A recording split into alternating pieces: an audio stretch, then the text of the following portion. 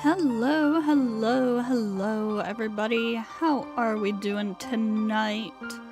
We are back once again with some more Tsukihime, Kohaku Route. Like I said last time, what is left of this route on the flowchart looks pretty short.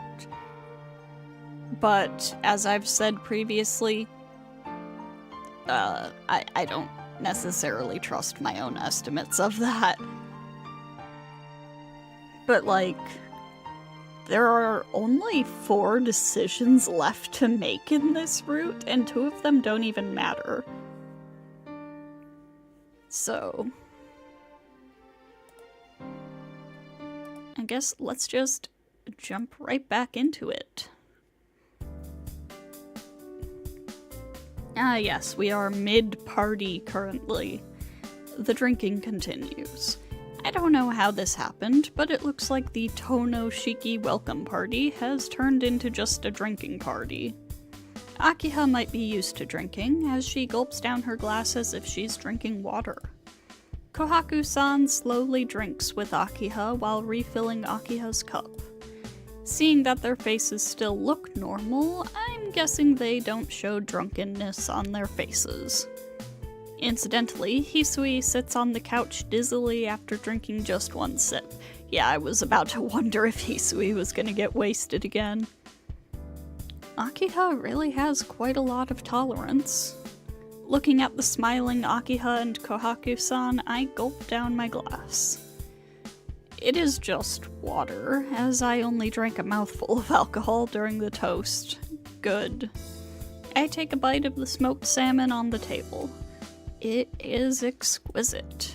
In the Tono house, even the snacks are first class. Even though there might be a lot of problems, it is pretty enjoyable right now.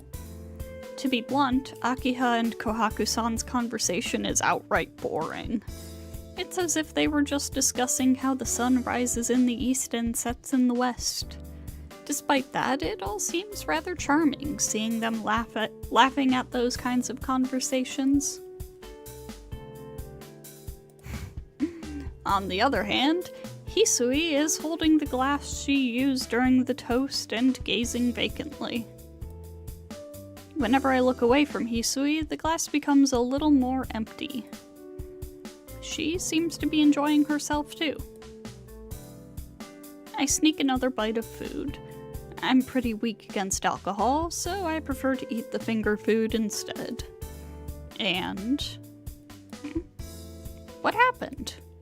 Akiha stands up and walks over to me. Nii-san, you've only been eating. You aren't going to drink any? Akiha looks at me a little dissatisfied. Now look, I don't care if you... wait, this is Shiki talking.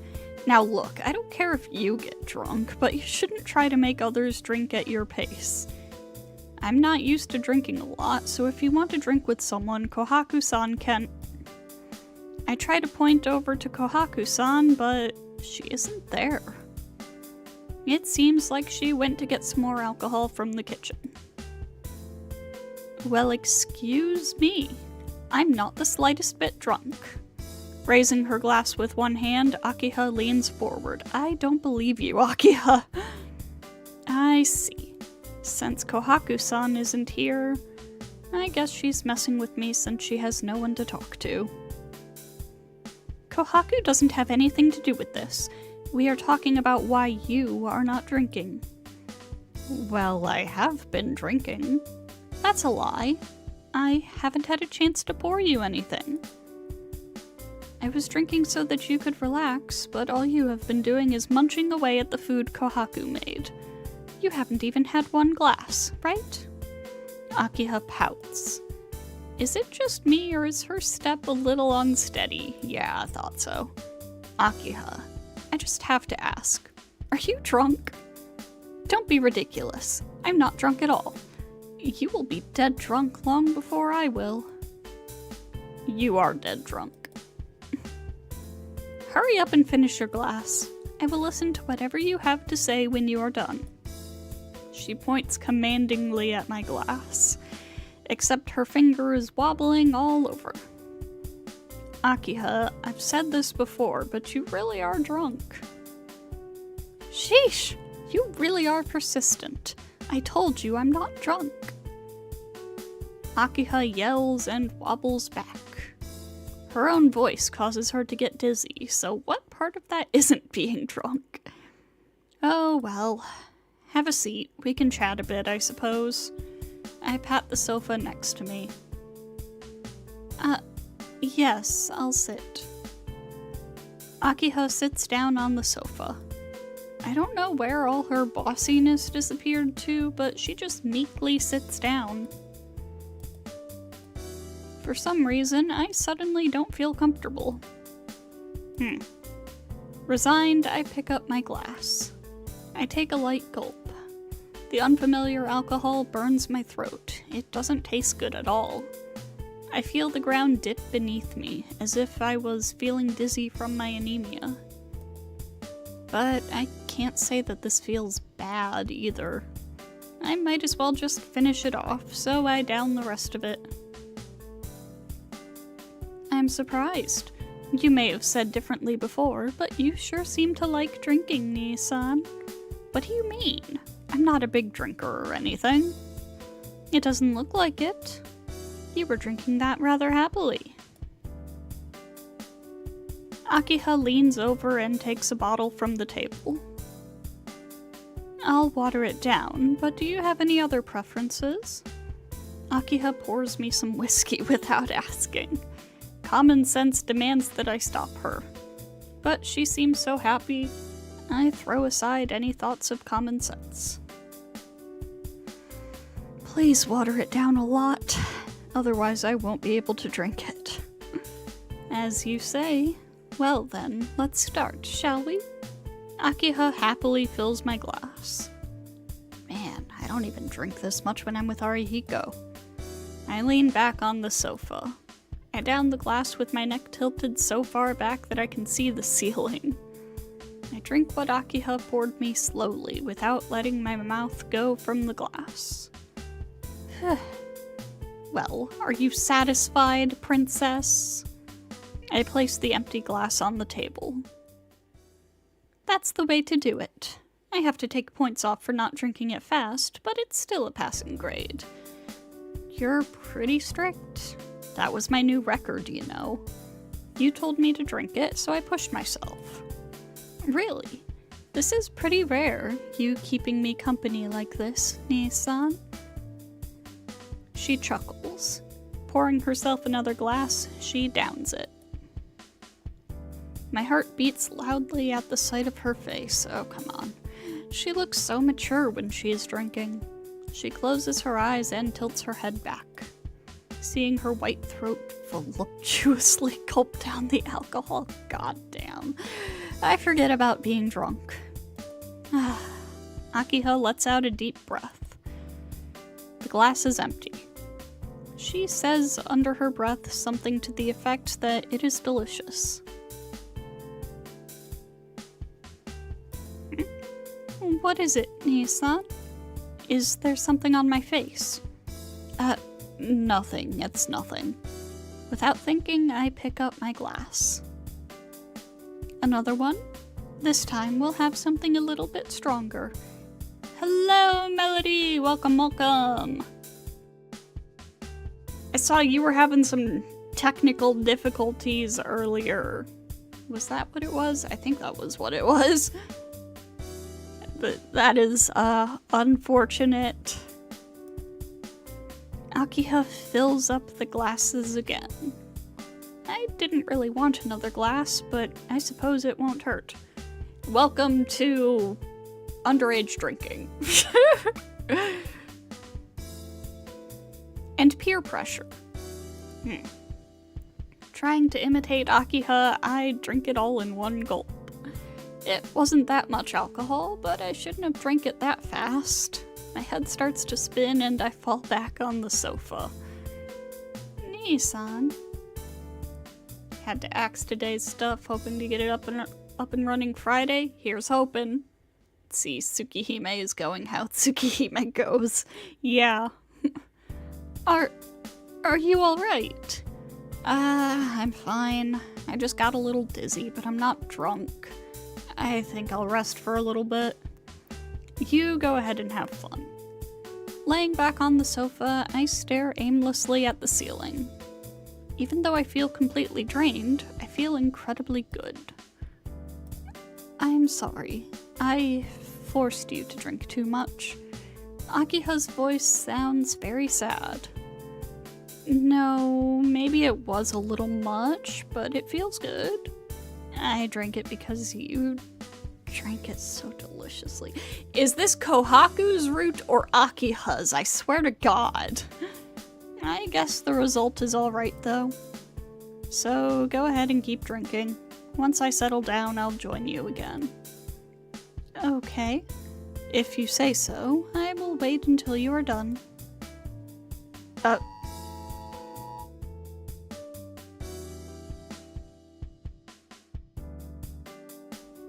Emergency alert!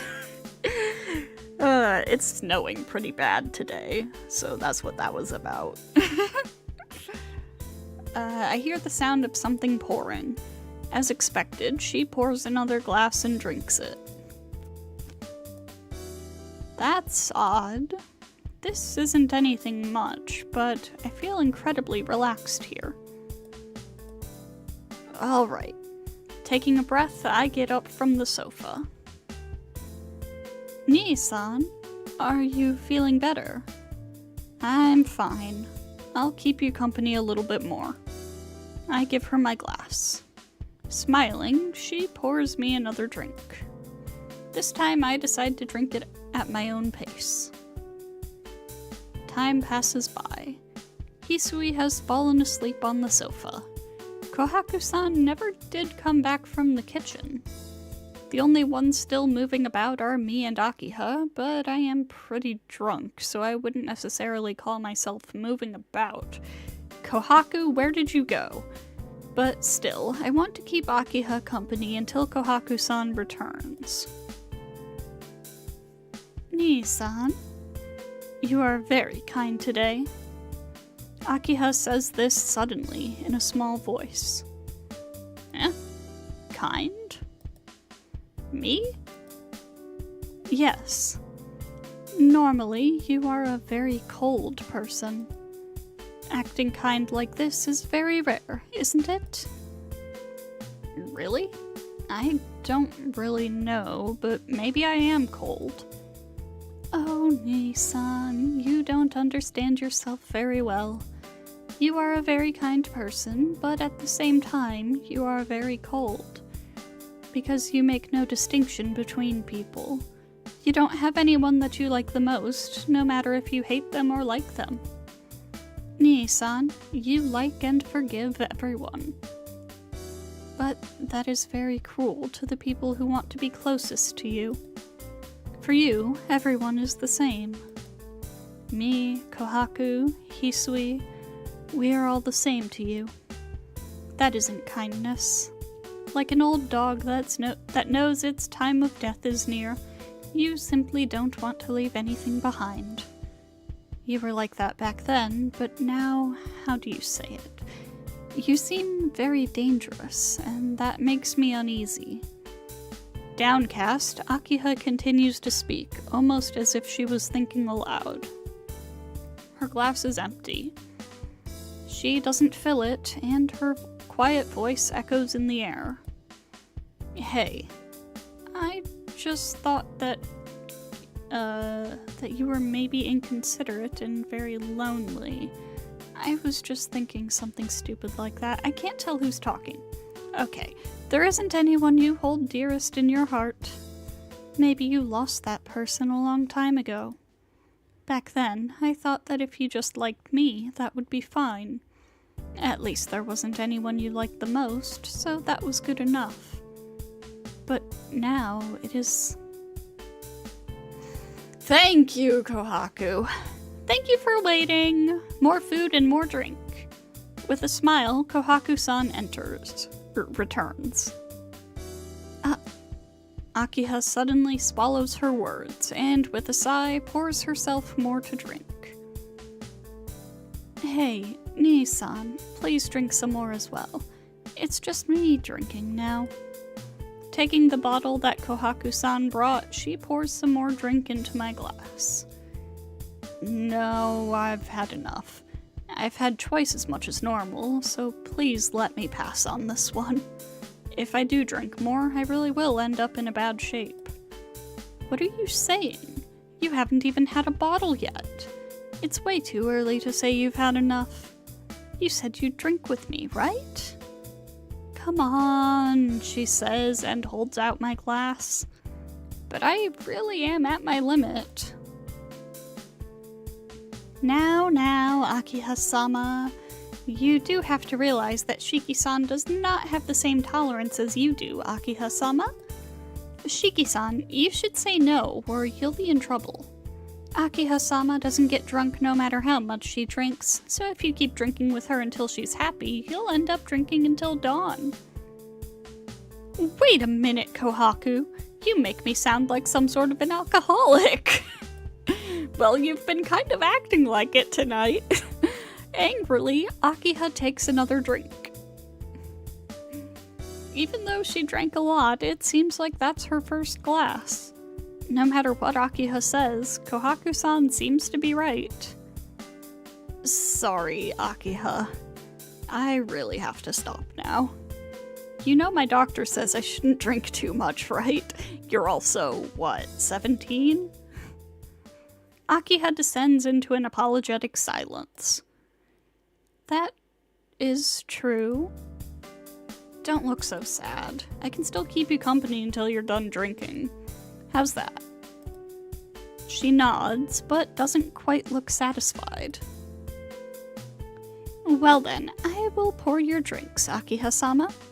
See, Shiki-san is still here, so isn't everything okay, Akiha-sama? I guess. Certainly, having Nii-san keep me company is rare enough. I will let it go this time. Akiha holds out her glass to Kohaku-san. Smiling, Kohaku serves Akiha another drink, who starts to sip it slowly. It has gotten pretty late. Hisui woke up eventually, and we talked about unimportant things. It's probably the fault of the alcohol, but I don't remember what we talked about at all. Just meaningless, warm conversation. Because I wasn't used to that kind of stuff, I settled into an insecure comfort, like hanging from a silken thread. It's probably because of that. On one hand, I thought it would be nice for this to continue, but on the other hand, I wanted a little time to myself. And all of a sudden... Nii-san? Akiha, with eyes full of anxiety, looks up at me. What is it? Are you feeling okay, Akiha? No, that's not it. I just got uneasy all of a sudden. Hey, Nii-san, you won't go away again, will you? No. I don't know what will happen in the future, but I've decided to stay here for now. At least until I've finished school, and until it seems that Akiha can manage by herself.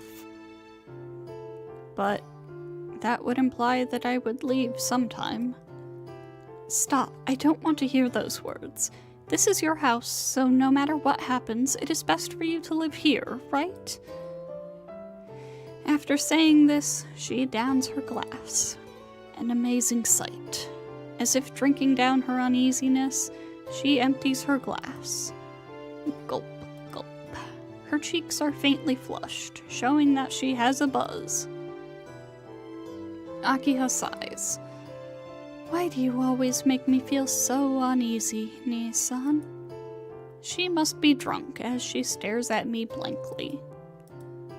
Seeing that, my heart starts to beat faster for no reason. Once again, is this Kohaku's route or Akiha's? Girl, get out. We already did your route.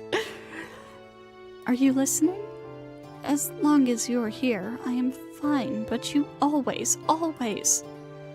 Her eyes look straight ahead. Her cheeks are red and her eyes are glazed. This... that is your sister! Maybe it's because I'm drunk as well. She's my sister, exactly. So why... Akiha... Nii-san, I feel strange. Did Kohaku put like a fucking aphrodisiac or something in the drink? She might have. She speaks aimlessly as if she was someone else. If this keeps up, Akiha-sama, your glass is empty. I'll pour you some more, okay? Yeah. Thanks, Kohaku. What were you doing in the kitchen for all that time, Kohaku? You guys can't see it, but I am pointing aggressively at her. Kohaku-san pours her another drink, which she downs promptly. And then, all of a sudden, Akiha looks very serious. Akiha? That's odd. I seem to be drunk. She massages her temple with her fingers. Seem to be drunk? You've been drunk for quite a while. What are you saying? I'm drunk, so of course I won't make sense. She places her glass on the table quickly. That's strange. I just got started. Saying that, she collapses towards me. Hey, Akiha, what are you... That is pretty obvious, though. Hey. There is no response. Her breathing tells me that she is happily asleep. Huh? This is rare indeed. I have not seen Akiha drunk in years. Kohaku-san smiles amusedly. Kohaku-san? What do you mean? Well, Akiha-sama does not usually get drunk. But when she drinks over a certain limit, I guess all the alcohol hits her and she falls asleep. So for Akiha-sama, being drunk is the same as going to sleep. I don't know if that is good or bad, but if Akiha-sama got drunk like most people, wouldn't that be scary? Shiki-san, could you imagine a rampaging Akiha-sama? Kohaku-san paints a very frightening mental image. Deciding not to answer, I look at Akiha's sleeping face. Akiha is sleeping contentedly. She is leaning with her whole body up against mine. I can feel her breathing and body warmth. Oh my god, I remember that strange feeling I felt before. She must have been completely drunk because she seemed like a totally different person. I can't deny that I was utterly flustered. Having her sleep so contentedly against me puts me in a daze. Without a doubt, she is very beautiful, and your sister! I couldn't believe she was my sister when I met her after 8 years. But that doesn't mean anything. All I can think is that looking at her resting up against me is a good thing. Without a doubt, she is my sister. Mm-hmm. One of the reasons I came back to the mansion was to protect Akiha. Shiki-sama, if Akiha-sama sleeps like that, I believe she might catch a cold.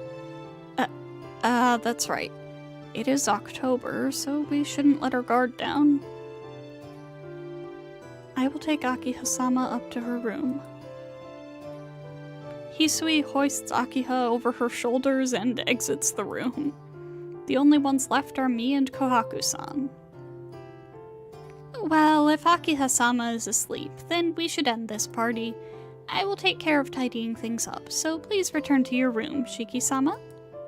Shiki-san? I nod. I really do want to help, but I'm a little too drunk for that. If I helped in this condition, I'd probably just get in the way. Sorry, Kohaku-san.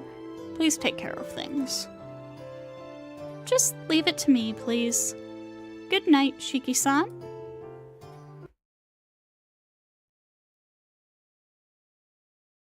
I go out to the courtyard to clear my head of some of the alcohol.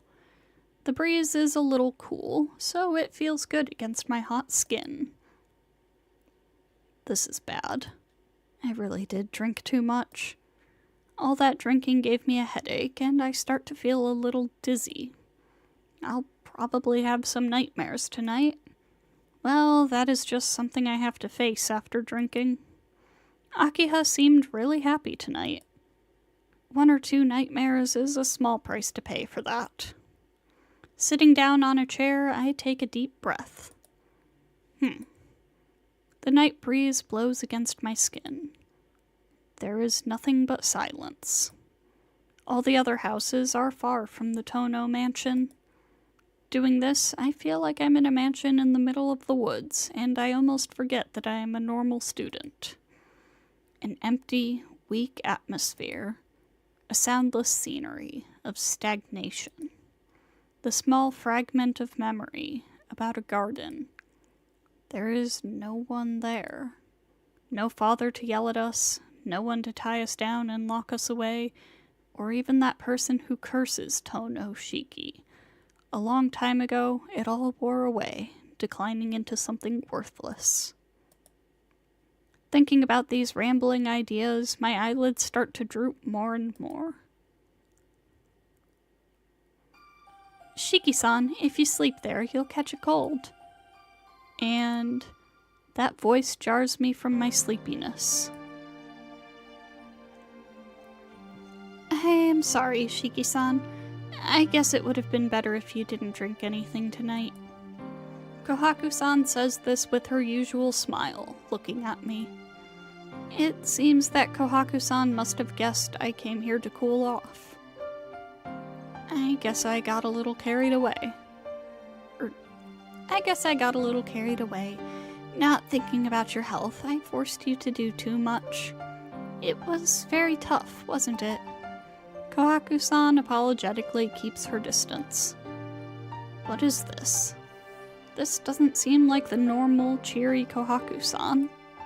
It was my decision to drink, so she shouldn't feel bad about it. Jeez, this isn't like you at all, Kohaku-san. I look at Kohaku-san, but she's still looking apologetic, so I sleepily gaze into the forest. It wasn't tough at all. Akiha was so happy, and it was fun. Kohaku-san, you're just thinking about it too much. Staring blankly into the forest, I tried to make my voice sound as gentle as possible. A brief silence ensues. Suddenly, like a rabbit poking its head out of a bush, Kohaku-san comes into view. Kohaku-san? Ah, so you are awake, Shiki-san. You got so quiet all of a sudden, I thought you fell asleep. She says this, scolding me. It sounds like she wants to tell me that I shouldn't sleep here. I'm fine, Kohaku-san. I'm awake, so don't worry. I'll go back to my room once I'm done cooling off, so you can go back inside. I refuse.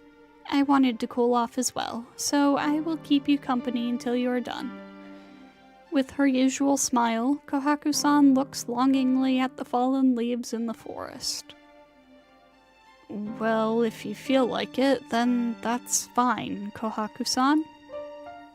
Kohaku-san doesn't answer, and she walks over the leaves, which crinkle as she takes each step. Silence ensues again. Thanks, Kohaku-san. It was really fun today. I really do mean it. What do you mean? Today wasn't something you should thank us for. Maybe, but it really was fun. Come to think of it, it was the first time we did something like that, and I finally felt like part of the family. It isn't like we didn't do things like this when I stayed at the Arimas. It's just that when I lived there, I didn't ever want to be a bother, and I couldn't concentrate on having fun like today. Family? Tilting her head to the side, she asks in a soft voice. For a very brief instant, it looked like Kohaku-san removed her usual mask, but she returns to her usual self. But Shiki-san, as long as you stay at the mansion, you won't ever have the family you're dreaming about. All your relatives shun you, and your only ally is Akiha-sama. That means your life here will be very painful. What she says is correct. 8 years ago, I was treated badly enough to get me out of this house, so it's natural that they still think badly of me. Well, I'm prepared for that, but it doesn't really matter. Akiha put up with it for 8 years. I'm her big brother, so I should be able to put up with it easily. Those 8 years? Since she was little, Akiha had to endure a very strict upbringing. Compared to that, my relatives disliking me really isn't that much. I see. Akiha-sama is really lucky, having a brother that thinks so much of her. I don't know. I don't think I'm a good brother to Akiha.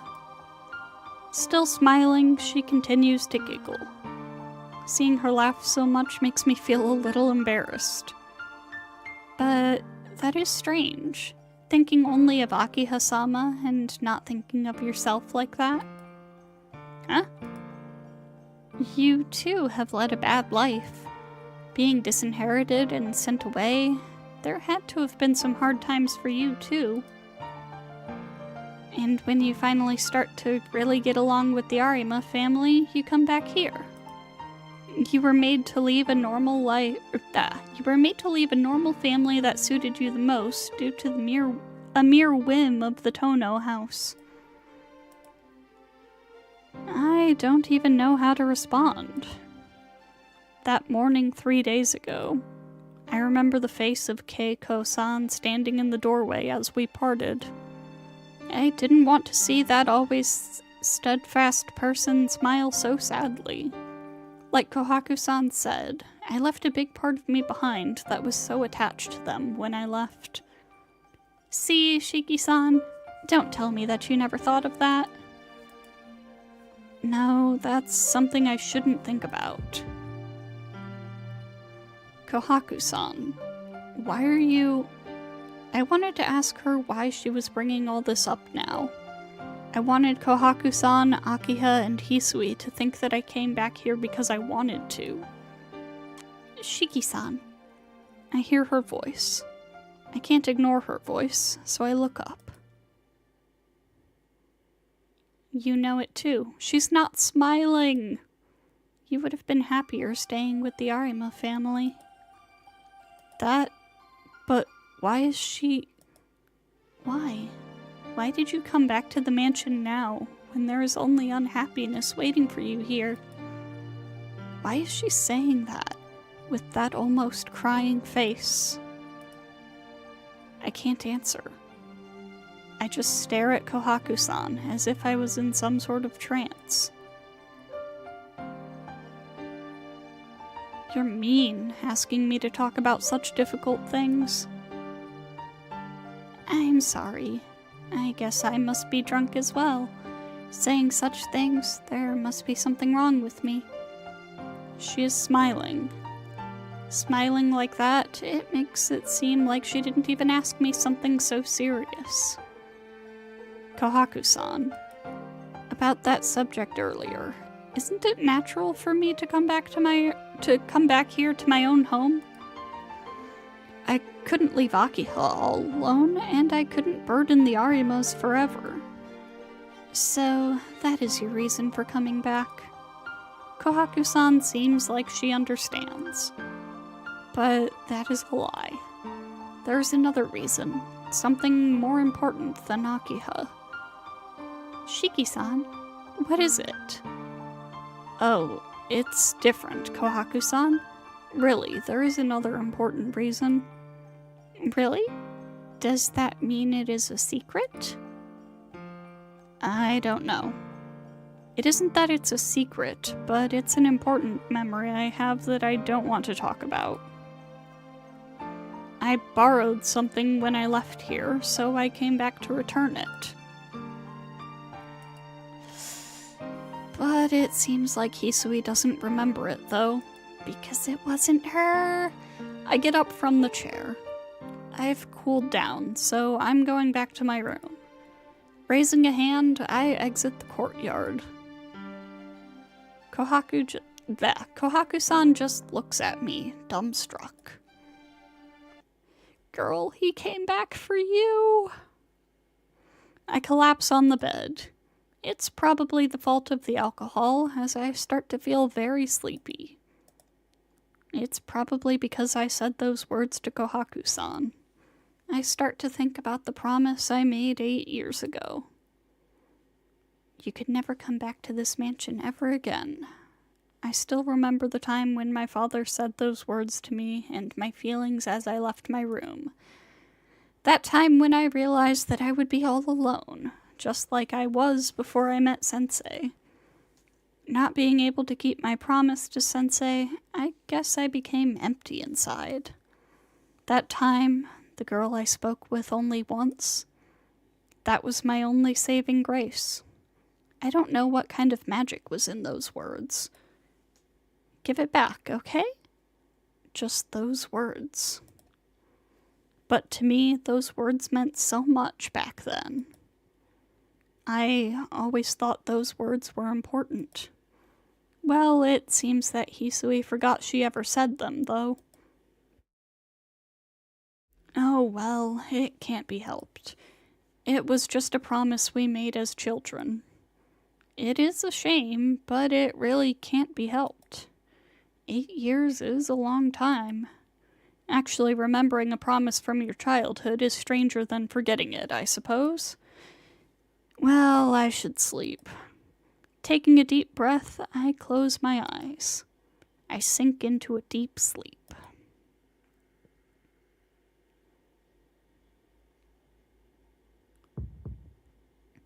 I feel the heat and my body wakes. Roasting. My throat is burning. My blood is evaporating. The roasting must be leaving scars all over. Roasting. I can't think clearly. I feel the dirty presence of someone else in my room. Burning. I decide to leave my room. Oh boy. The clock says it is past midnight. The burning won't stop. Confusion. Thump, thump. My heart pounds. Sexual excitement. The whole world pulsates in unison. Delusion. Burning. Crimson. Fuel tube. Exploding. Multiplying. The black wings of insects. It's as if my eyes, blood of mad desire, have a pulse. Type, different death. I enter the darkness. My exploding heart scourges me forward. More and more.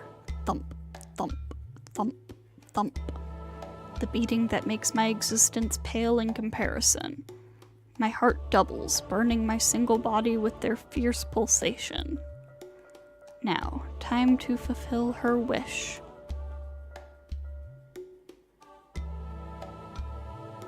And then there were the corpses of strangers in front of me. 1, 2, 3 people. I count aloud. I point out each one with my finger, my red finger. No, both of my hands seem painted red. Of course, there isn't any paint anywhere around me. The only thing here is the flayed spaghetti, with meat sauce, of course, of 3 dead bodies. On the ground is my knife, engraved with Nanatsu Yoru, or also read as Nanaya. This means it doesn't even require thought. I did this. I pick up my knife. I can't believe it, but what's done is done. Now that I realize it, my once burning body has cooled down. Now that I'm done, I should go back to the mansion. Someone's coming. Someone comes down the pathway. Great. This place is already overflowing with spaghetti, and now I have to make some more meat sauce on top of that. Why is... The footsteps approach. Why are we calling them spaghetti? The dark shadow becomes a little clearer. I grip my knife. That shadow enters the alley. The sound of metal clashing. I can't believe it. Without any indication at all, that shadow totally intercepted my attack. The enemy also uses a knife. Our attacks canceled each other's fatal strikes to the throat. That's surprising. Our voices overlap in the darkness. We both put away our knives at the same time. I didn't expect to see my kind here after coming back. It's my first time seeing a killer. He laughs as he says this. A pure laugh without any bad intentions. It's like the laugh of a boxer that finally cut weight and steps into the ring to face his greatest lifetime rival. Probably, I have the same smile on my face. He snorts as he turns around. We walk out to the main street. This looks like a good spot. It's a bit odd for two grown men to be standing about, isn't it? This is weird. I sit down on the sidewalk. As if he just thought of something, he keeps walking to the vending machine. Hey, give me some money. I don't have any. I'm not exactly rich right now, but I give him the biggest coin I have. I always wanted to try this. He says this happily and buys 2 cans of coffee. Catch. Alright. I get the change and a can of coffee. He sits by my side and takes a drink out of the can. For some reason, I think this is all I've been doing all day. Yuck. I don't think cigarettes and coffee are that great. I wonder why adults even drink these things. They're training their endurance. Being an adult is pretty hard work. Ah, I see. You're pretty smart. He chuckles, delighted. It wouldn't be the other Shiki, would it? They wouldn't be getting along. Then again, he doesn't know what our Shiki looks like.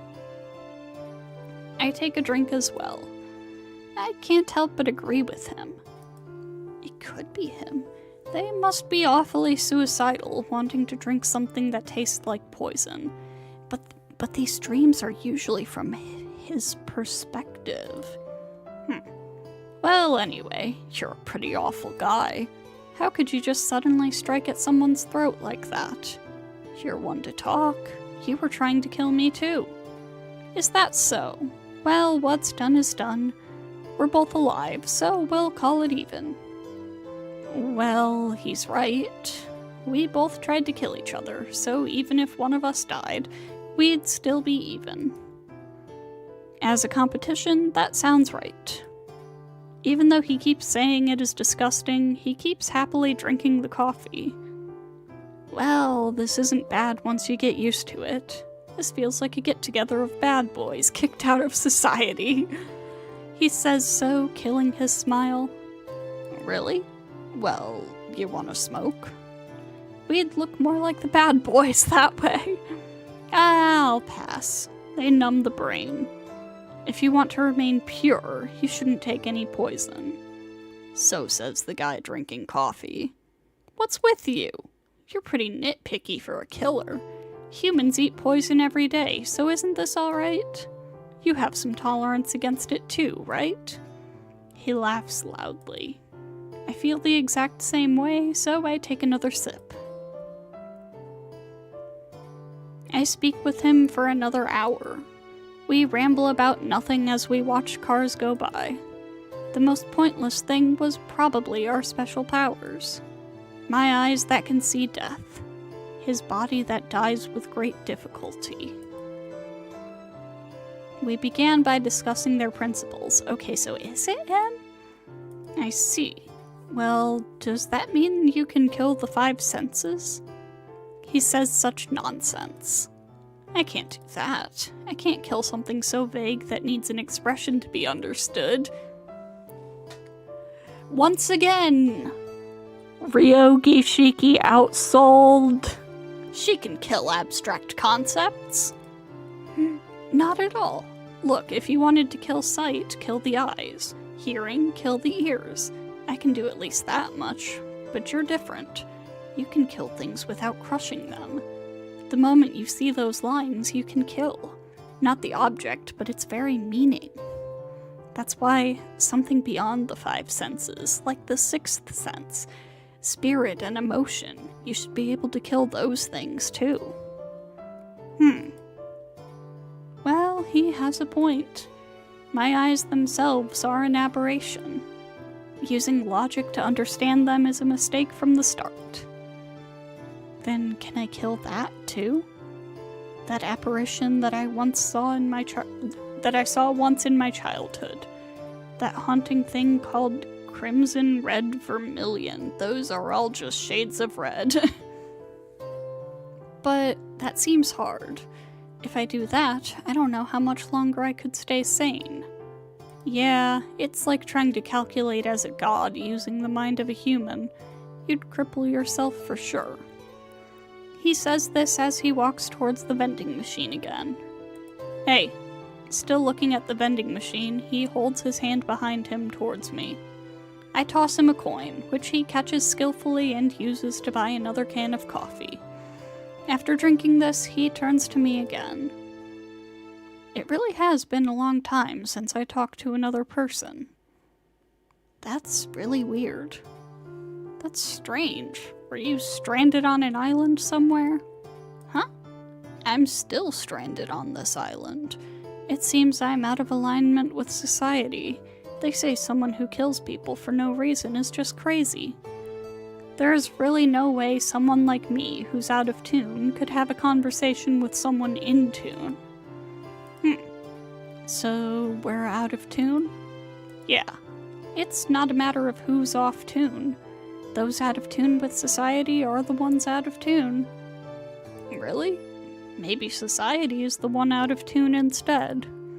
What do you mean by that? Exactly what I said. Didn't you say that just now? It's like majority rule.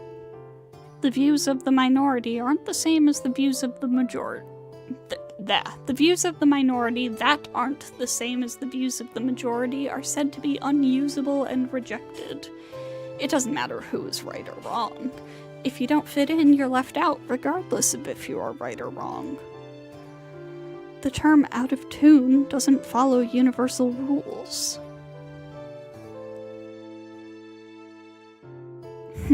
So, are you trying to say killers like us aren't evil? Who knows? I don't know about good or evil, but if you think about it logically, we aren't the ones out of tune. Let's see, how about using boxers as an example? It doesn't have to be boxers, but it is an easy example to understand. Boxers, their job is to punch people. But not just to punch people. They painfully cut weight and train every day to skillfully punch people. To effectively punch others, to efficiently defeat others. They diligently work on it every day, like sharpening a blade. What do you think of that? Huh. There are people like that. And? No, that's all. They just punch each other, but they don't kill their opponents. Sure, some could die from accidents, but it isn't considered murder. Isn't that incredible? You mean it's okay to kill? No, you weren't supposed to kill, but you could. Isn't that a huge contradiction? That's not all, because a boxer's fist is considered a weapon. They aren't allowed to fight outside the ring. This is incredible. They know a boxer's fist is a weapon, so why is there such a profession in the first place? If it's a weapon that can kill, they should abolish it. Killing is wrong. Killing is wrong. But this world is full of tools to kill. Even the law allows it. But they say it's not alright to kill. This can only be considered chaos. If common sense is what is thought of as good by the majority of people, then we aren't out of tune.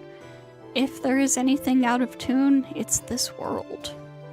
All that said, I don't necessarily hate boxing. There are a lot of professions out there, but there aren't any others where you can be so stoic about your objectives. You strengthen yourself by cutting yourself off from all temptations.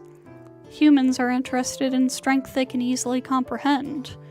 That's why competitions will never go away. Of all these competitions, the ones people like the most are where the contestants hurt each other. Admiration of the strong, a mindset that can only be drawn towards strength. That is probably a very healthy mind. As guys like him and I can think only of results, our colors might be similar, but our shapes should be completely different. Something you can concentrate on and forget yourself.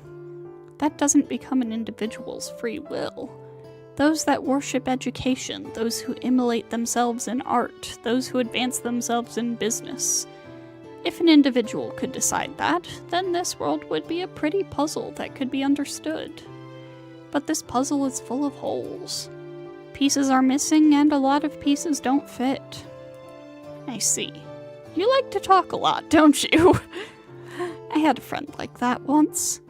How do I say this? Well, he didn't have anything, which is why he looked like he didn't want anything. To me, he seemed very isolated. Isolation is just another name for loneliness, right? That is why it bugged me. Didn't want anything? What about you? Is there something you want? I don't know. I think I used to, but I can't remember now. What about you? Everyone wants something, but I haven't found anything worth dreaming for. A fire within me that caused me to lose my mind. Tonight was maybe my first time feeling that. That means you're a killer too. I don't know. I can't be sure yet. What about you? Is killing fun? Are you stupid? If it was fun, I'd be doing it non-stop. There isn't any reason. Once you start, you just get hooked. I see. I think I understand a little bit. In other words, it's not a matter of liking or disliking the murder. It's a matter of when he does kill someone, whether he can devote himself to that action. That's probably the difference between being in or out of tune. Hey, didn't you ever take apart a radio when you were a kid? Radio? I never killed anyone like that. Right, thanks for being a moron. To be honest, that was a joke. Animate objects and inanimate objects are completely different. Maybe people like us should be doctors instead. A doctor? I hate medicine. When you get a shot, don't you feel yourself getting diluted? It's like you're becoming a puppet, right? Oh no. He's on the anti-vax conspiracy theories. Is that so? I have my own doctor, so I take medicine like it was nothing. It really was a lot of fun. He stands up, and with empty eyes, he looks down at me. Well, we don't need two of us in this town, right? Two lions in a cage this small won't even be able to mark their own territory. He looks like he is going for his knife. The inorganic reek of murder. He really does want to fight to the death. You shouldn't. I say quite naturally. Why? Well, as a living creature, you're stronger than me, but if it's a fight to the death, I'm superior to you. He grinds his teeth. After a twitching smile, he laughs extremely loudly. What? Was it that funny, killer? The man continues to laugh. Just when I thought I'd just have to leave him, he stops laughing and looks at me. You're right, you know. Saying that, he starts to walk away. I guess this is a good opportunity. Now that someone like you is here, I should probably leave town. I don't really intend to take your place. No, it's useless. You got hooked tonight, right? Then it'll be the same tomorrow. You won't be able to endure even for a day. Well, I hope we won't meet again. Raising a hand, he disappears. Hearing that we wouldn't meet again, I get a little sad. At my feet, there are about 10 cans of coffee that he drank. God damn. In other words, he'll never pay me back for these.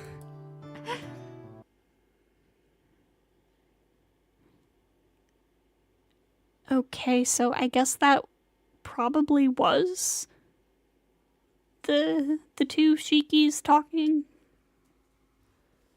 Weird. I make it back to my room. It is almost dawn. I should just forget everything and go to sleep.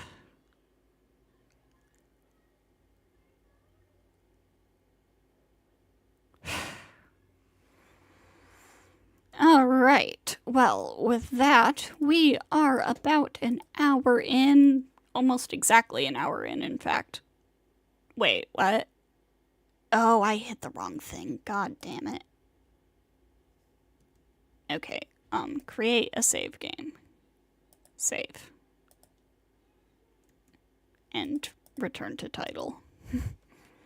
We are going to take a quick break, so get up, stretch, grab a snack, do whatever you need to do, and we will be back in a few.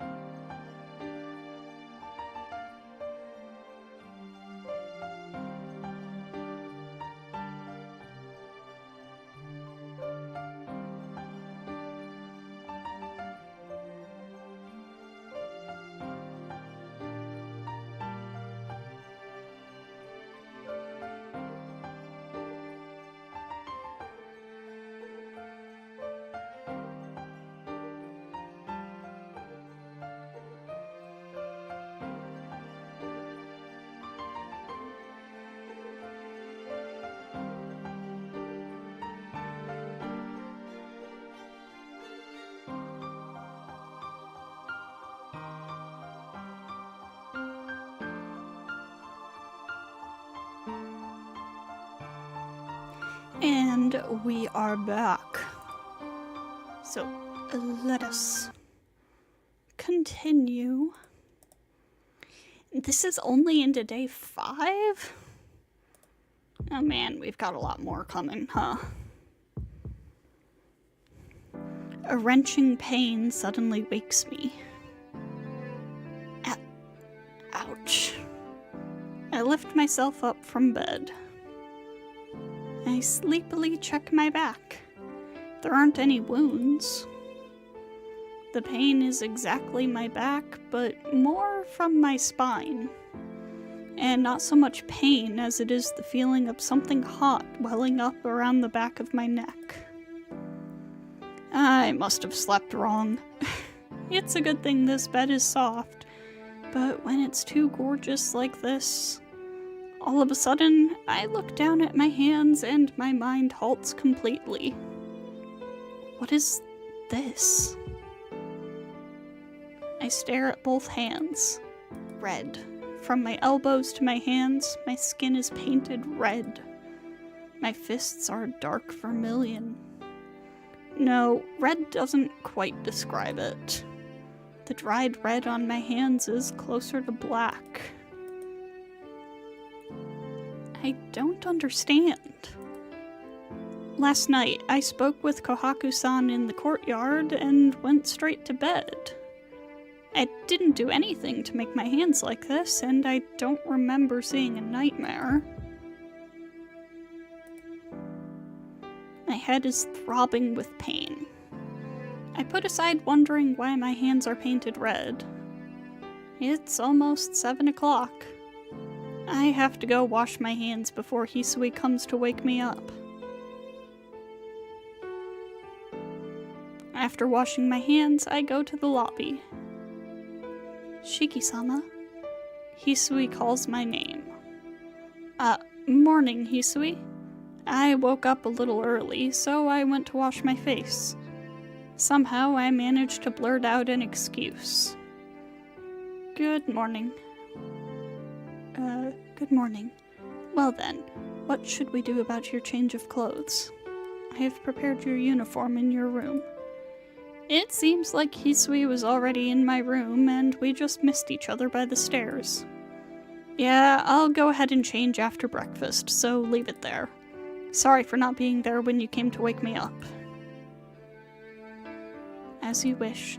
I will go tell Nei-san, so please wait in the sitting room. Hisui walks towards the west end of the mansion to call for Kohaku-san. Now then. It is still 6:30. I'm sure no one is in the sitting room at this time, so I should go enjoy the morning. Nei-san, you are up surprisingly early. And then, as soon as I open the door to the sitting room, Akiha greets me while elegantly drinking some tea. Of course she was already up. No, I'm the one who's surprised. Managing to respond calmly, I walk into the sitting room. What's going on? Do you usually get up this early? Is it that early? Today I slept in an hour more than usual, so I don't think it is early at all. She seems to be in a very good mood. Usually, Nei-san, it is common sense for students to get up this early. Do not assume I am lazy like you. Is what she would say. Akiha, did something good happen? I ask full of fear, to which she answers with a big smile and a nod. Nei-san, please have a seat. Breakfast is not for a while, so please keep me company. Sure. I sit on the sofa across from her. She prepares a separate teacup. Some tea is poured into the opulent teacup. Steam comes out. Even the steam looks bourgeois. Bougie steam. Do you want any milk? If so, I can go get some. No, this is fine. But Akiha, it just strikes me as odd that you already had another teacup ready. I ask this being a fairly natural question. Yes, I always prepare an extra set so we can have tea if you ever come. You mean you were waiting for me yesterday and the day before? I'm a little afraid of her answer. Yes, you dumbass. But she doesn't seem angry at all. That is true, but you do not need to worry. I do it because I want to, so you may do the same. Her words are correct. Besides, I think this is fine. It's good enough if you wake up early only once in a while. Smiling, she brings the teacup to her lips. A chill runs down my spine. Something is wrong. Akiha being calm and kind is very fortunate, but this might be too much. I have to find out what's wrong. Akiha, you... Yes? What is it, Nii-san? I hate to ask, but are you still drunk? Huh? Akiha tilts her head to the side like a small bird. I think her eyebrow twitched, but she still holds her smile. I do not necessarily want to ask either, but what exactly were you thinking? Well, you drank a whole lot yesterday. That amount of alcohol just doesn't go away in a day, so I thought you were still drunk. There is no other explanation for Akiha's good mood this morning. Yes, definitely no other explanation. Nii-san, you... She looks down, shoulders quivering. It looks like she's not happy I found out. Here, you don't have to try to act kind, so go back to your room. You can skip school and rest today. I won't laugh. You are so wrong! She slams her hand down on the table. The teacups rattle. Oh, really? Akiha, you really shouldn't force yourself like this. I am not forcing anything. You think that I would do such a thing as to drink so much that I would be drunk the next morning? Yes. She pounds the table again. Again, the teacups rattle. First of all, don't make my plans yourself. I don't need your permission to skip school. She stares at me, breathing heavily. I take in her gaze and cross my arms. You're back to normal now? Well, since you have that much energy, I guess all of the alcohol is out of your system. Akiha stares at me, aghast. Nii-san, did you plan this? Not really. I actually did think that, though. Your method is a bit sneaky. Why can't you just keep peaceful mornings peaceful, Nii-san? Same to you. A peaceful morning isn't something you control. Well, I'm happy that you were always waiting for me, though. But I think it's better if we spend the morning more like this. So, go ahead and say the things you want to say. Well, I'd probably be squashed completely if she really did say something every time she had a complaint. So I hope she can hold back at least a little. What's that? More like it is now? Is that the kind of relationship between us? Can't we? I just wanted to be honest with each other. I don't want to lie or hide things. Yeah, me too. Akiha gives a subdued response. Jeez. Nii-san, you seem to have become a better talker since I saw you last. Back then, you could never calm me down like that. Is that so? That was just me talking honestly. As your Oni-chan, I just wanted something to get along with my beloved... No, I can't say that. My dear little sister. Oni-chan? Even if you are just joking, please don't say that. It feels sick. Akiha averts her eyes. She just stares at her teacup. I do not want to hide things from you either, Nii-san. She manages that response. What? Are you actually hiding something from me, Akiha? Oh, she's hiding a lot from you. No. Well, if it's something I want to say, then I want you to get up early every day. Really, I was happy when you woke up this early today. So, if you had tea with me every morning, I would be able to go to school happy. I would be able to go to school every day happily. Akiha fidgets and glances around. Then... Thank you for waiting! Shiki-san, breakfast is ready! Kohaku-san arrives. Huh? Akiha, you're not eating? Of course not. Akiha-sama already finished breakfast. Shiki-san, if you want to eat with Akiha-sama, you have to get up before 6. There's no way that's going to happen. Oh, well, I'm going to eat. Later, Akiha. Getting up, I head towards the dining room. Akiha wordlessly watches me leave. She wants to say something, but that look seems to be directed not at me, but at Kohaku-san.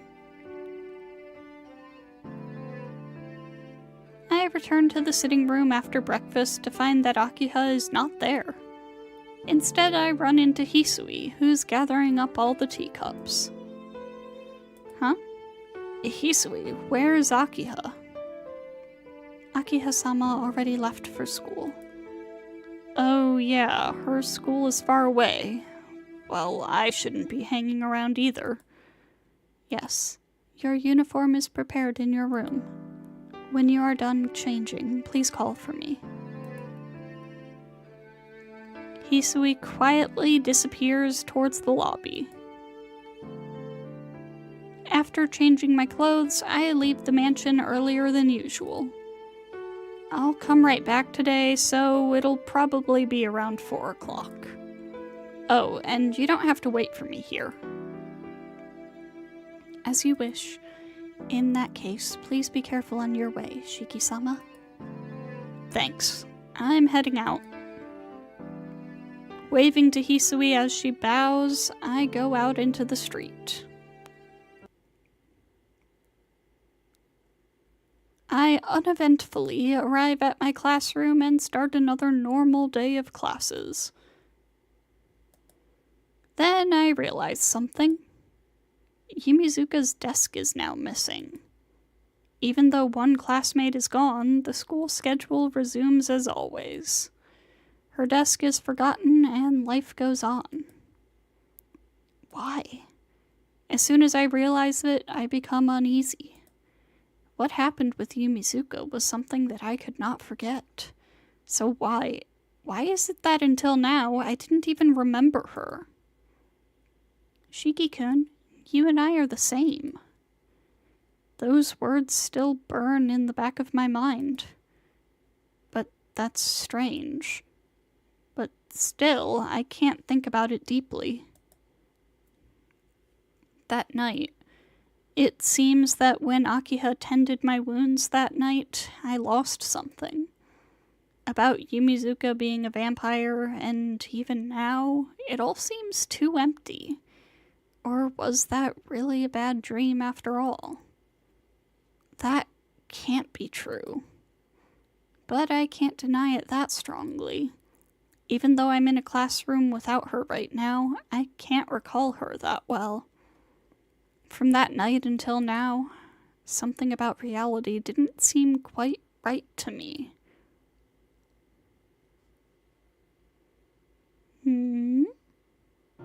Before I know it, the day is over. I don't feel like seeing Arihiko or Senpai. It seems like I can calm down more when I'm at home. I enter the lobby and see Hisui. Welcome back, Shiki-sama. Yeah, thanks, Hisui. Are Kohaku-san and Akiha gone? Akiha-sama has yet to return. Nei-san is in the rear courtyard cleaning up. Like always. I'll be in my room, so please continue whatever you were doing. Yes, please excuse me.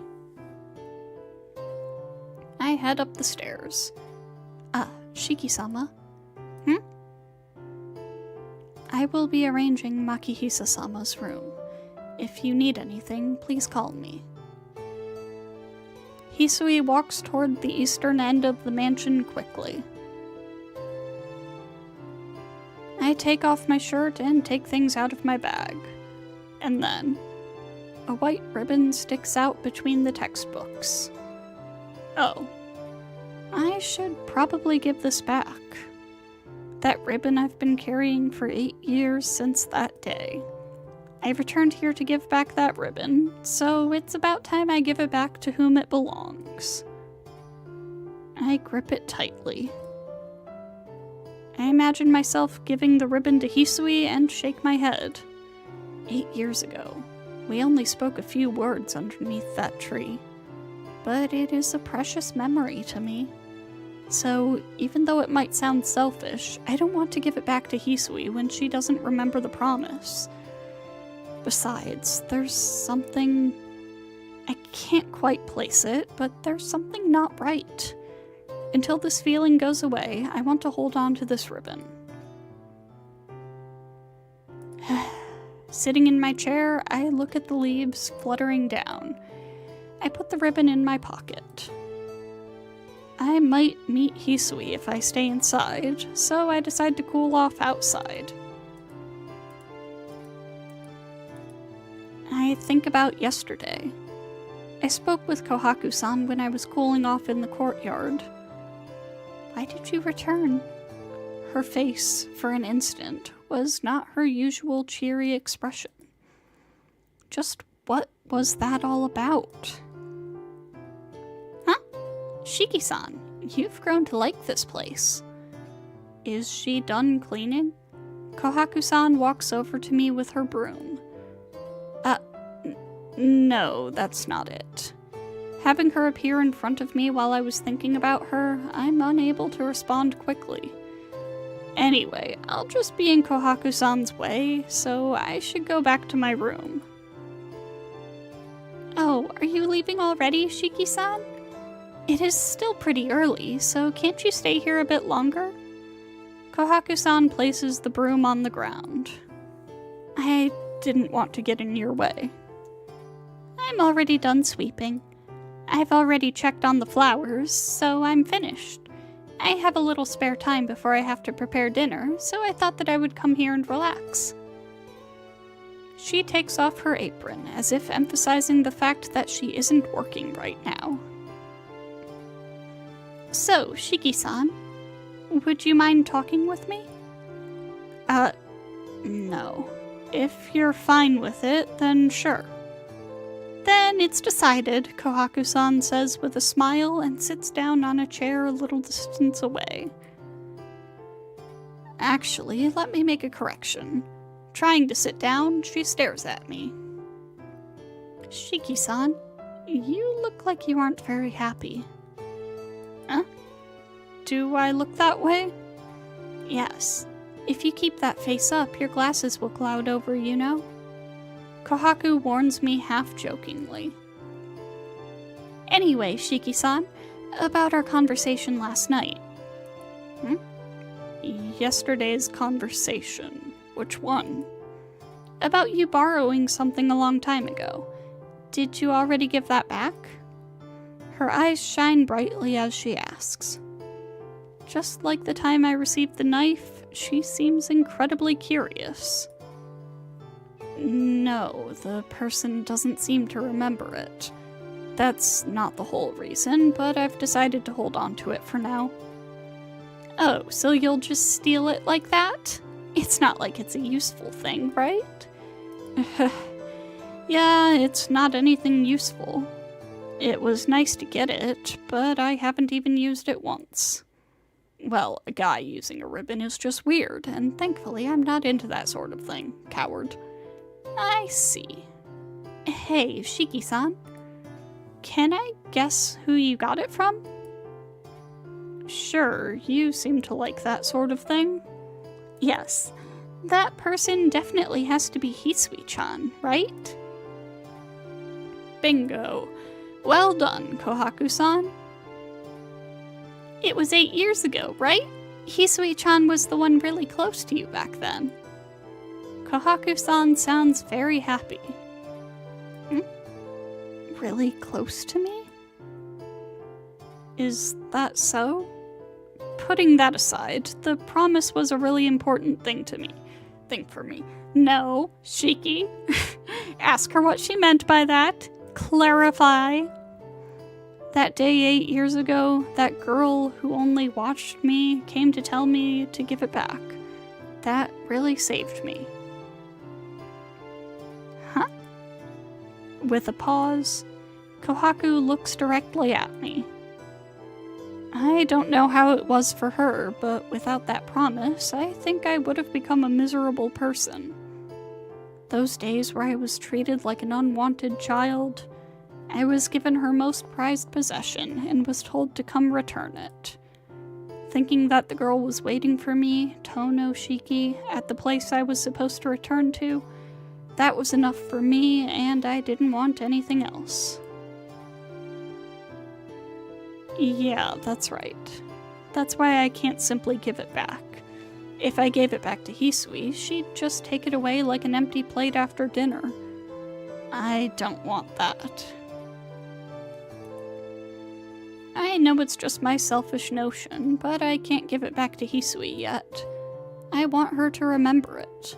Since it made me so happy, I want to thank her and fulfill the promise.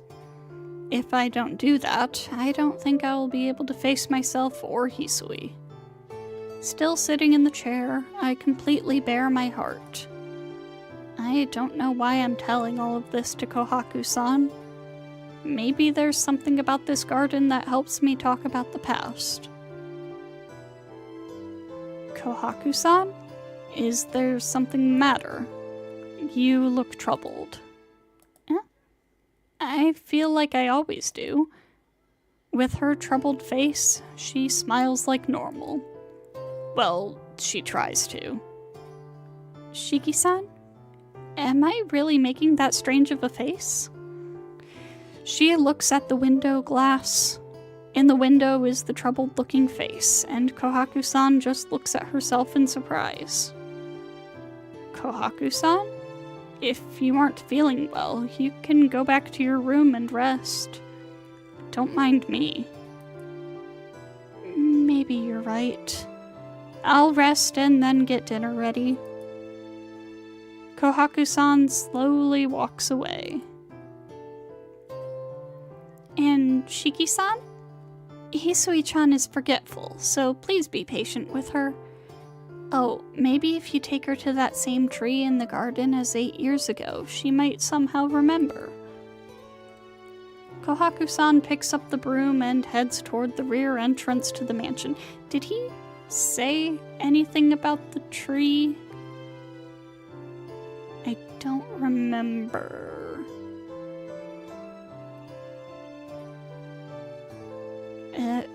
I don't think he did.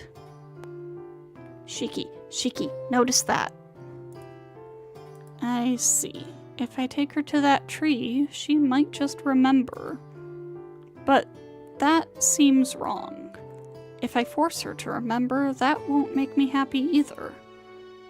But maybe it is a good idea to go see that tree. I haven't been there since I got back, so maybe I'll swing by there when I have another chance. Huh? Come to think of it. Yes! I wonder why Kohaku-san knows about where I met Hisui. Even though they're sisters, I can't imagine that Hisui would just tell her. That promise seemed secret somehow. I just can't imagine Hisui, with her personality, telling Kohaku-san like that. Shiki, use your brain. I know it doesn't function very well, but you gotta try. Also, I gotta drink some water.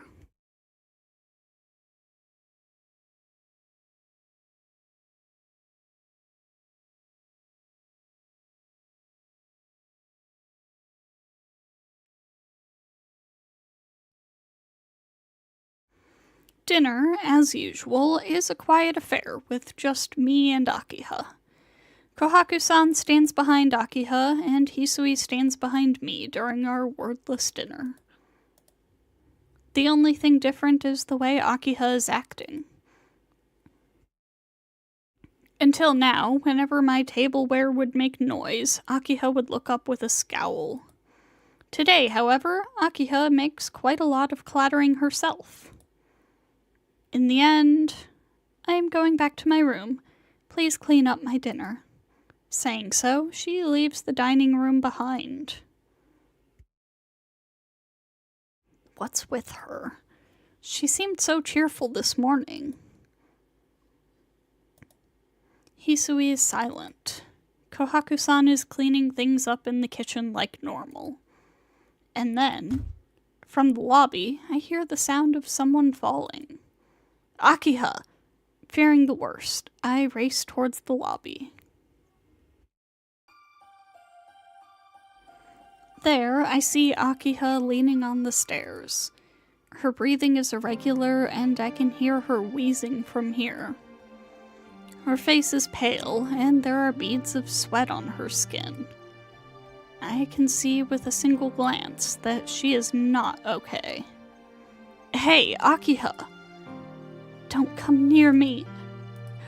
I stop. Leaning on the stairs, Akiha refuses me violently. But don't come near you? What are you talking about? I don't know what happened, but I can't just leave you like that. I'm fine, just don't come any closer, Nii-san. What? My heart skips a beat. Akiha just breathes painfully. There's something wrong with me. For a moment, I feel like it resembles the figure of Yumizuka Satsuki. Akiha. I'm fine, so please don't come near me. If you come near me, I'll... She wavers and then collapses. Akiha! I dash towards her. Stop. She still tries to stop me. Ignoring her, I hold her with both of my arms. Her face contorts in pain. As if she is trying to resist something, she bites her lip. Shiki-san! Kohaku-san enters the lobby. Kohaku-san, Akiha's acting strange. I'm going to get her to bed. Is it alright?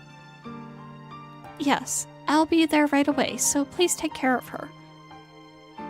Kohaku-san disappears towards the west end of the mansion at a run. Akiha suppresses her cry.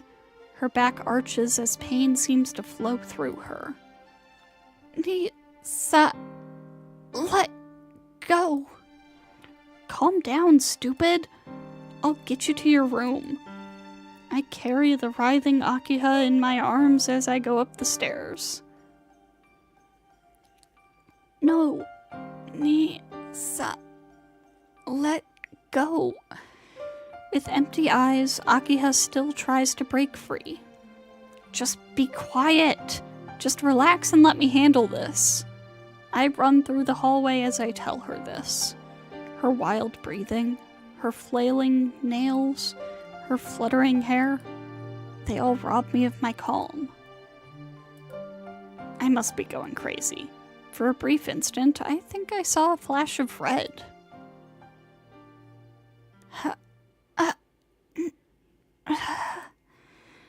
Her breathing seems hot. She grabs me so hard that it feels like my clothes will be torn off. Hey, Akiha, rest in your bed.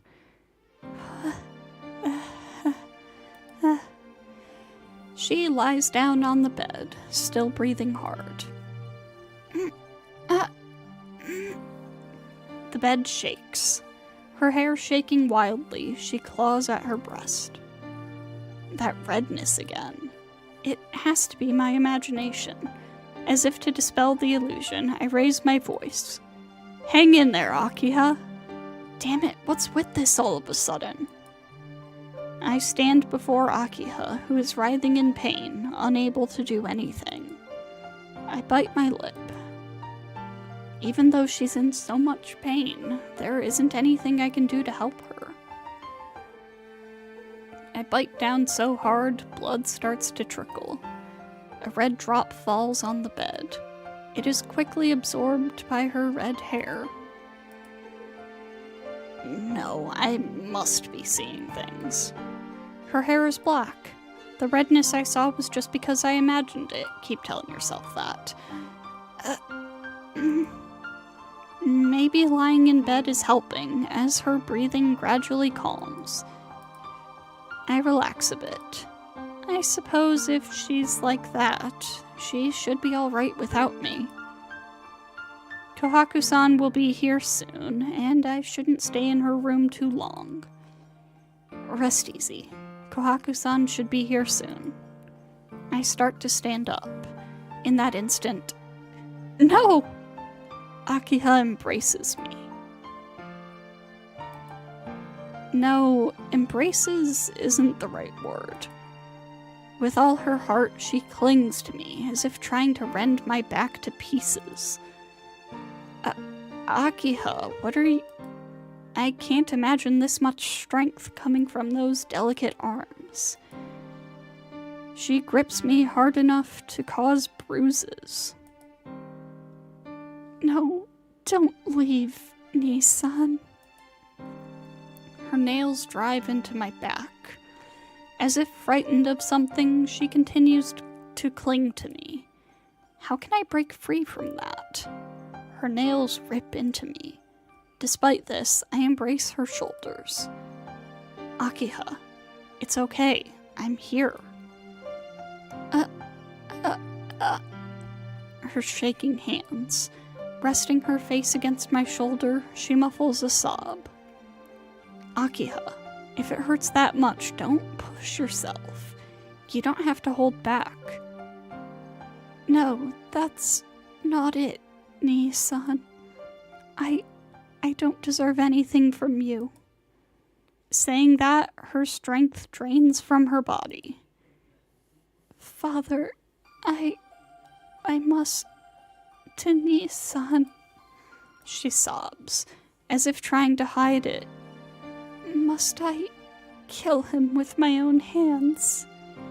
With that, I hear her sobbing. Akiha? I don't want to. What should I do? Speaking with a wavering voice, Akiha cries. No matter how hard she tries, she can't hold it in. I just hold her, not saying anything. How long did it last? Akiha sleeps like a child who cried herself to sleep, and I lay her slender body onto the bed.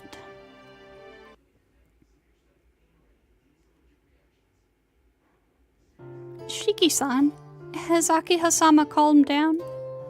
Kohaku-san must have been waiting in the hallway as she was standing outside the door. Yeah, she's sleeping. But Kohaku-san, why is Akiha... No, it is nothing you need to worry about. At times, Akiha-sama lapses into sudden I stumbled over this word before. Dyspnea. It is the same as your anemia. Akiha-sama is a member of the Tono family, after all. What do you mean? She's always healthy. Yes, but those of the Tono family all have that sort of illness. Maybe it's inherited, but both you and Akiha-sama carry a variation of Makihisa-sama's condition. Akiha-sama's condition is not very serious. It isn't something to be taken lightly, but it's not life-threatening as your condition is, so please don't make such a worried face. I can't help it. She seemed to be in such pain. I couldn't even do anything. Until now, I didn't even know she had that condition. Yes, Akiha-sama tried her best to keep it a secret from you. We were also told to keep it a secret from you. But why? Akiha-sama didn't want to worry you. So please do not concern yourself and do as Akiha-sama wishes. I don't know what to say. What she says is true. I can't dispute it. In other words, I was the only one who didn't know. I just thought I was the only one with problems. Sorry. Please take care of Akiha, Kohaku-san. Bowing to Kohaku-san, I walk away. I go back to my room, but I can't sleep. The frightened figure of Akiha burns in my mind, and I can't calm down. Ow. My back hurts. Blood oozes where her nails dug into my back. Her nails left numerous knife-like marks in my skin. But they don't hurt that much.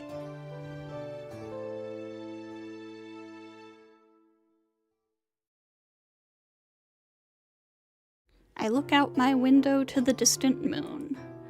My worrying heart still cannot calm down. She was in such pain. The illness of the Tono family. My pulse increases. Just thinking about it, I get mad at myself for not knowing anything. Red. Blood drips from my lip. It was only for an instant, but her hair was blood red. Damn it. I can't calm down because I'm angry at myself? That's a lie. That hair, just remembering that color makes my heart beat like a drum. What's wrong with me? Just remembering her red hair causes my blood to boil and my breathing to become difficult. I try not to think about it, but I can't even manage that. Back then, Akiha was just too beautiful. Even now, this was the first... I'm gonna strangle him. No, or... I think I felt this burning sensation in my head a few days ago. Jeez. I am acting like I'm in love with Akiha. That is also a lie. This excitement isn't anything as gentle as love. Remembering and breathing out of control. That is what you call lust. Slapping my face, I collapse on my bed. I can't settle down.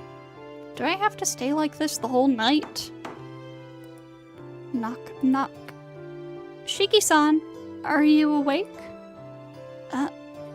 I'm up. Kohaku-san? Yes. Please excuse me, Shiki-san. Kohaku-san enters my room, carrying a silver tray. There is a glass of water and something that looks like medicine. You look like you're not feeling well after all. Before, you looked very worried. I thought that maybe you wouldn't be able to sleep and was a little concerned. Kohaku-san steps over to my bed. Kohaku-san, is that something like a sleeping pill? No, it isn't anything that strong. It's something that only helps to relax. If you don't mind, then please take it. Kohaku-san sounds a bit hesitant. In other words, she doesn't want to offer the medicine, but if I can't sleep, I should take it. That kindness really helps. Thanks. I couldn't sleep, so I'll take it. Is it okay? Shiki-san, I heard from your doctor that you do not usually like medicine. It's not that I hate it. It's just that the doctor gives me medicine without telling me what it's for. I feel like I'm a guinea pig. But you're different. If it's from you, then I can safely take it. No, you cannot. I take the glass and down the pill. The water carries the pill down to my stomach. I I don't think it's because it works that fast, but the cool water seems to already calm my agitated mind. Thanks. With this, I should be able to sleep soon. Yes. Well then, I will be going. Sweet dreams, Shiki-san. With a bow, Kohaku-san exits the room. Heh. Stretching out my arms, I let out a deep breath. I should just stop thinking about Akiha. I should go to sleep and wait until tomorrow.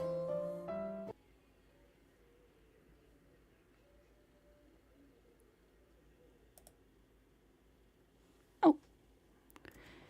And I think that is where we're gonna wrap it up for the night, because we are approaching 2 hours and my throat is starting to hurt.